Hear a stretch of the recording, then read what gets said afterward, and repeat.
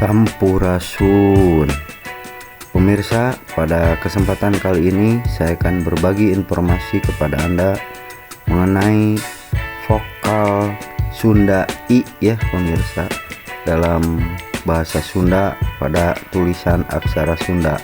Selamat menyaksikan tayangan berikut ini.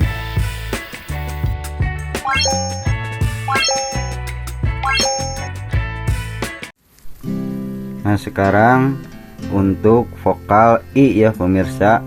Jadi vokal I aksara Sundanya seperti ini ya, vokal I ya pemirsa. Ini vokal I ini seperti ini pemirsa. Perhatikan pemirsa cara penulisnya. Nah, ini vokal I pemirsa ya. Vokal I misalnya contoh ini dari sini dari atas ya ke bawah. Nah, ini adalah vokal I ya pemirsa ya. I misalnya ini huruf K Sunda ya, jadi Ika misalkan Ika gitu kan. Kemudian misalnya Isa ya. Nah, ini I, ini huruf aksara Sunda Sa, jadi Isa kan. Ini Ika Isa gitu kan. Contoh lagi misalnya kalau dalam bahasa Sunda itu ada imah ya.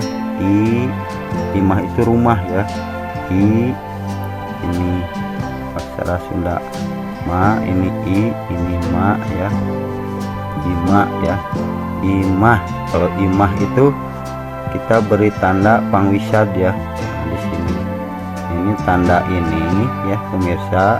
Itu nanti kita belajar tanda baca Sunda ya pemirsa. Nanti itu di video sebelumnya juga sudah ada ya tanda baca. Ini tanda baca pangwisad. Jadi untuk menambah huruf H di belakang aksara Sunda ini ya.